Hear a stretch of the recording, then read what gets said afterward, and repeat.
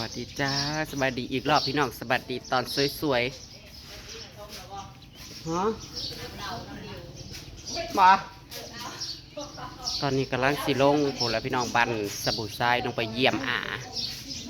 มียายคีกับยายนีลงไปเยี่ยมที่ป่วยน้องของพ่อนั่นแหละพี่น้องอยู่บ้าน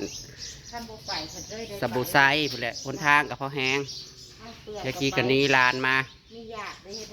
อ้าวเห็นอะไรสะพี่น้องไปเห็นเราไปเห็นหน้ากัน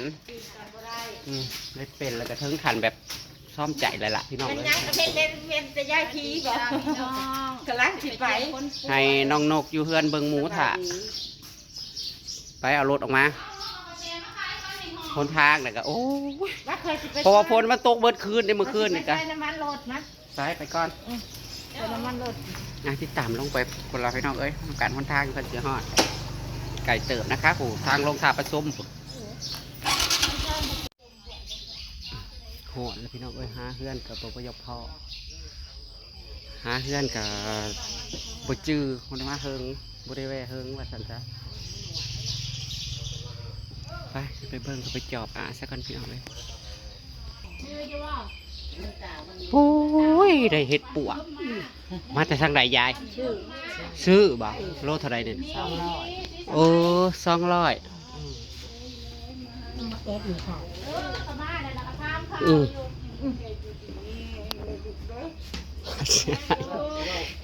ใส่บ้า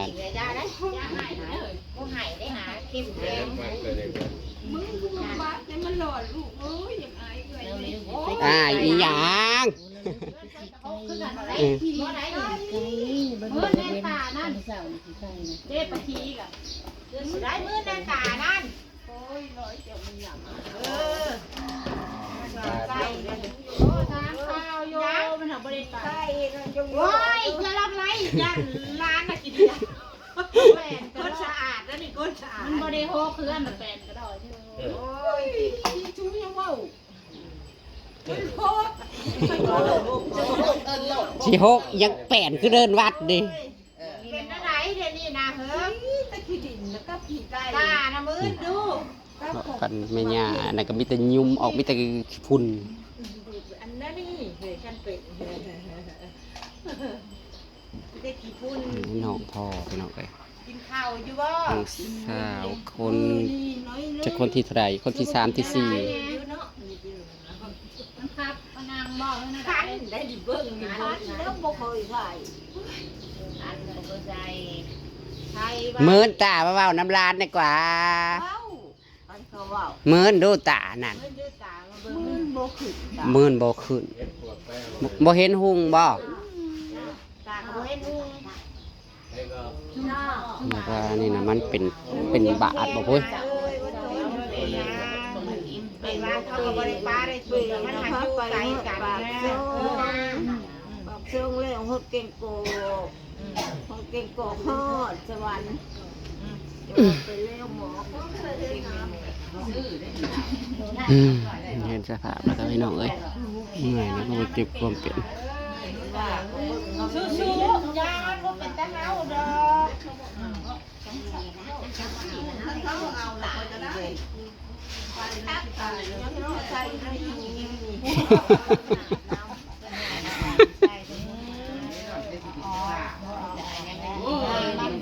เป็นยูพีแบบว่าไม่เอาดีเซลเอา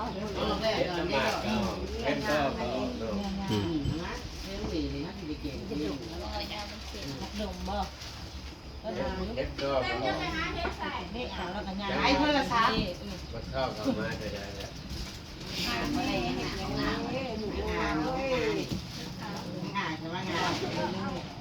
ันได้หลายขอโทษจานได้หลายเลยเขาจานกินนะพวกนั้นด้วยไม่อยากได้เจ้าผ้ากันเด้อฮะยากก็มากินนะคุยยังกินก็เราไม่เอาแล้วก็ไม่กินค่ะรับตาล้มอย่างเงี้ยรับตาบอกเลยรับตากันเลขเท่าโตนะคะขาน่ะมันบวมมาขางเดียวเนาะ ครั้งนี้นะบ่ได้บวม เฮ็ดเอากินข้าวแล้วเฮ็ดปวด โอ้ยบ่ยากบ่ยาก กินเลยพูดจะข้าวเด้อขูดเฮ็ดก่อนเด้อ โอ้ยกินได้กิน กินโยมวันนี่ก็ได้กินวางหันละหัน นี่ขูดเท่านี้นี่แล้วก็ไปทอดพี่ กินวางหันกับแกงแล้วก็กิน กินโลดเด้ออ่ะ เราแต่งงาน ยืดเสียงก่อน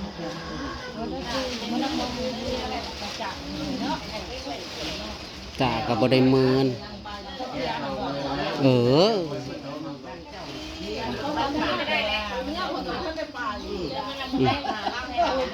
ก็ดึงออกได้ใช่ให้มันชิ้นใช่ให้มันใช่ให้มันชิ้นเขาบอกเอาออกดอกควงเทแล้วพี่น้องเอ้ย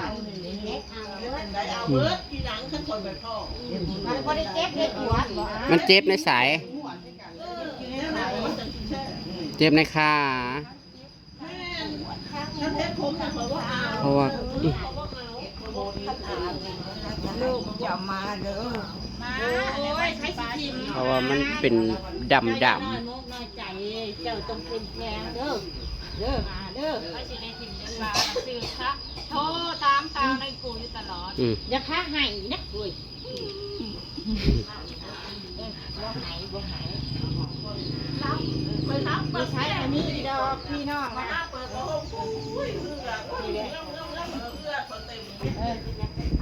บิ้งอันนี้ก็จะดึงลง เหยียบหมาพี่น้องเลยวันนี้กูสุดแห้งอยู่เลยแล้วก็ได้น้องของพ่อ โย่ไผกับมันบ่มีผู้ใดอยู่ข้ามฟ้าดอกฮอดมือฮอดงานฮอดข้าวมันก็ไปเบิด จักน้อยผู้น้อยนี่ได้สิไปก่อน ก็ได้ตายผู้เดียว ฉันแหละเอาวันโลกเอาพญาติไปทิมนี่เด้อ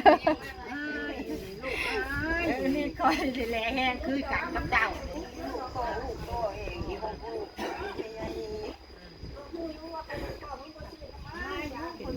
ตะกี้ บอกว่าหลายโลกพี่น้อง เขาบ่ได้คอยไปเดี๋ยวนี้ย่าง ประทันได้พอเดือน2สุดเลยคนตากับมื่นบ่ขึ้น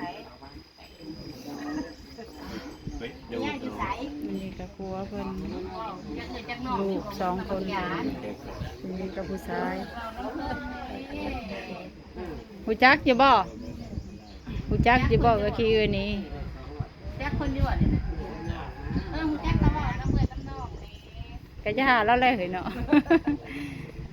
ผมคือช่วยได้ช่วยไปทางใดจะบ่ฉลาดเลยบักหน้าซื่อบักหยาบลูกชายเดียวนั่นแห เจ็ ละ บแต่ข้างเดียวในเบ้าขาน่ะเจ็บแต่ นี่ ข้าง นะคาแล้วก็บ่ผูกบ่ได้ปะ เฮาก็ยังเจ็บแต่ขาจังก็ไปไสก็ยาก หน้าบ่รอนี่เห็น ย่างลงนาขึ้นมาก็นั่งเศร้าขึ้นมาเลยปวด มึงกินยาหยัง ไม่ได้กินยาแต่ก็ฉีดยาแถวบ้านแล้วกินยาคลายเส้น เมิดเงินเป็นแสนถูกจนบ่ได้มีหยังผูกมีเงินแสนตายมึงไอ้กระลูกติหาสิตายเลย กรร วั ม น ผิ ก็ ด ได้ เวรน่ะเอ้ยยังบ่ได้ใส่กรรมใส่เวรคันผู้ใดตายก่อนก็เบิดกรรมเบิดเวรไว้ จังสี่แหละขันยามเจ็บก็จมอยากตายคือเฮาคือกันนั่นแหละอยากตายมันวิทย์มันบ่ตาย อันนั้นมันดันบ่ได้ได้มันเลือกบ่ได้ได้ ตายด้วยให้มีใหญ่ตายก่อน เบิ่งกันไปนี่แหละ สู้ๆเข้มแข็งเด้อมีลูกอยู่จับมีลูก2 คนผู้ใดนี่เขาก็เป็นจอดอยู่อันนี้มีลูกมีหลานเขาก็เบิ่งอยู่ลูกหลานก็มันบ่ฟังผิดเจ้าน่ะตั้งต่อเด้อ บ่ได้ยังมาต้อนสั่งจักสิกินยังได้ โทรทำโมเด้อ เอานี่ เขาเอาเงินใส่มื นี่ อ เอาอันนี้นี่เอามาต้อน ผู้ นี่ ได้ ยืด พั ตาน เบิ่งดู 1,000ผู้1,000 บาทผู้เด้อนี่ต้องภาษี ไปซื้อกินอยากยังล่ะซื้อกิน อ่ะนี่มีแห้ง อืม อ่า อายุดีมีแห้งร้านนี้บ่ได้ร้าน แม่นได้ตายแต่วิโก้นี่ก็ได้ นี่ก็ร้านไก่ ได้เด้ เดี๋ยวมาบ่ได้ร้านเด้อร้านนี้บ่ได้หาหยังเฮ้ยฮะ อย่านุ่มใส่ลานก็เถอะ เอานี่ให้30,000อันนี้นะ เอาเฮาแห่งหลาย100,000พุ่น ของชานี้นี่นะของชานี้100,000เด้อนี่แหละว่านี่แล้วลูกหลาน เฮิงได้บ่ได้มานี่นะ คันมีแฮงอยากให้หลายก็ให้มันบ่มี แดงเจ้าน่ะเด้อสู้ๆมันเสียได้เงินใส่กระถุงไว้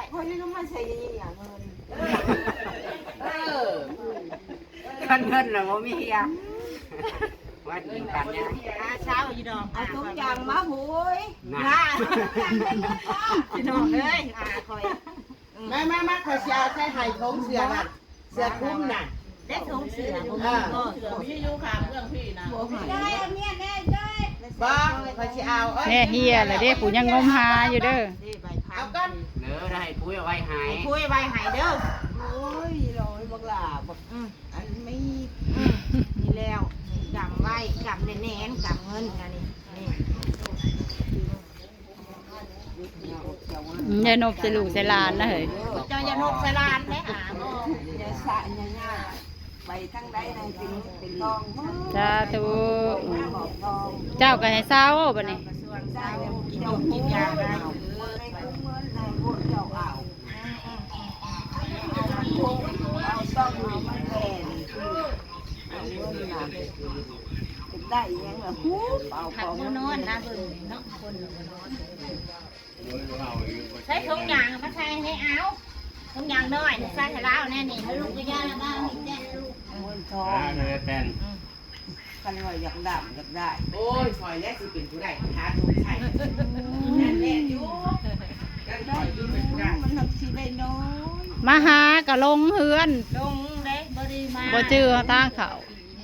สามผู้ ถามเนาะอันนี้ ถามคือคนนี้จะหย่าอะไรน้องอะไร ที่ร่างกายต้องได้บ่ บ่ผู้ชีวิต ถาม ขี่วนไปวนมา เพื่อนอาเขาอยู่ในใช้คุณลุงนี่เราว่า เอ้ยสิไปหาทุกมาใส่ให้ดิอยู่ในตลาดคนนี้ กำมันสิหยอมนะมะ ชอบไหมแน่ เราเงินนี่เอาให้สิใช้กล้องให้นี่ มันสิหยอ จะถูกคืนบ่ บ่แล้วอันนั้นร้านบ่เอาคืน ไปสิเอาคืนเด้ ให้ให้เสียวคืน ให้ มึงอยากได้คืนน้อง บ่แล้วซักโตไปแล้วข่อยจะได้ซัก ยันแล้วเอาคืนอีกเลยนักคอยสิเอา เอานี่เอาไว้ เอานี่ใส่ ให้คอยจี้เงินน่ะให้คอยบ่ นี่นี่ กระทุ่งกระเป๋าฝาร้าน บ่บ่ดูเสือคุ้มมีถุง ใส่ล้างเนาะ คือว่าบ่มีเงินนี่เลย มีนั่นแหละเงินน่ะมันสิอึดหยังมันเอามาบ่ได้มันเอามาบ่ได้ซื่อๆมันยังต้องเข้า เข้าอ่ะเช้า บ่ เด้ ได้อึด มาสิใช้ทงให้มั้ย อยู่ธนาคารผู้เงิน เรา น่ะ ได้ มัน เงิ อึ น ด เราพื้นบาทนี่ มาเงินน่ะใช้ท เช้าง ให้ แล้วบาท อ้าวนี่ใส่ถุงหายเด้อใส่ถุงหายแล้วเด้ออ่ะใส่ถุงไว้ ว่าขลากเด้อใช้หายแล้วเลย มีทองว่ะ แล้วนี่แหละ บ่มี เข้ม บ่ แข็ง อื่นบ่นี่ ก็ต้องเอารับตาออกมา ร้านคอยได้หูอยู่ว่าร้านเขาให้เขากินได้สิเก่งเฮ็ดปูคอยให้ลอกให้ปูยังสิเก่งเฮ็ดอยู่ แกงเฮ็ดก็ยากเลยเฮ็ดบอกมาบ้านเขาเฮ็ดกินได้นี่นะ ว่าแล้วบอกมึงไม่ได้กินเต่าโอ้ยมึงโลดลูกนี่กลัวเขาเพิ่งให้โลด ยังสิเก่งอยู่เลย ยกคนต้องขาน่ะ ยกได้เยอะนะ โอ้ยังเก่งอีกเด้อพี่น้องเอ้ยคันเพิ่นบ่เป็นหยังเพิ่นก็เป็นคนตลกพี่น้องเออ กินข้าวนี่ หลานนั้นลูกพ่อใหญ่สิงซะอย่างเนาะขนาดเพิ่นเป็นเพิ่นยังตลกอยู่เด้อ ก็คนใหญ่สิ เนี่ยได้ก็อดทนเข้มแข็งยาวน้ำตาออกมาบาดนี้เด้อ ได้ บ่ให้อา มันบันหายมึงได้ เอาซ้ำนี่แล้ว บ่ต้องให้ดอกรับให้มันได้ แข็งชูเด้อเด้อตั้งต่อ ผู้ใดก็หลีกบ่วิดดอกคันฮอดมื้อนั้นมาแล้วก็แม่นพ่อคือกันแหละไปกะ ได้ยินวันนั้นนี่เด้ออันนี้ยินแต่โอ้ได้วิโก้แล้วบักอันไหนนี่โอ้ยชูหมดไพ่คุณเนี่ยนั่นนี่ เอา บ่ได้เปิด บ่ได้เปิดไผมัน ด่า เหลื่อมบ่ ขนาดบ่ได้มืดตากันยังเหลื่อมตา เออ แบบเห็นน่ะดิ เอาปิดแล้ว ปิดแล้ววันนี้นอนพักผ่อนเด้อ ตายยังเด็กนิดก็ยังคือเก้าไฟดอกห่ามันเองอยากมันเหลืองโคตรพ่อโคตรแม่มันเอง ว่านั่นนี่ตลอดแล้วเดี๋ยวน้องออกกันโอ้ยกูว่านี่อีกไอ้ดิฉันทำมา เจ้านายก็ขูดเห็ดปวกพี่น้องเขาเจ้าได้เห็ดปวก ได้เงินเลยดิ ธรรมดา นี่นะนี่น้องของคอ ไปได้สิขอเพิ่นซื้อเลข เอาตามสบายเด้อ ขอเพิ่นซื้อเลข สี่ แล้ว คนที่หา จากประจือประจาก ทั้งปุ้ยกินปุ้ยไปใส่ มันตามขึ้นมาแล้วกัน ปวดขี้ค่ะว่า โอเคพี่น้อง ขี่โลก สาว เป็นกำลังใจให้เด้อจ้า การลาเมน เดี๋ยว ตามขึ้นมา สบายดี ขี่เพิ่นน่ะ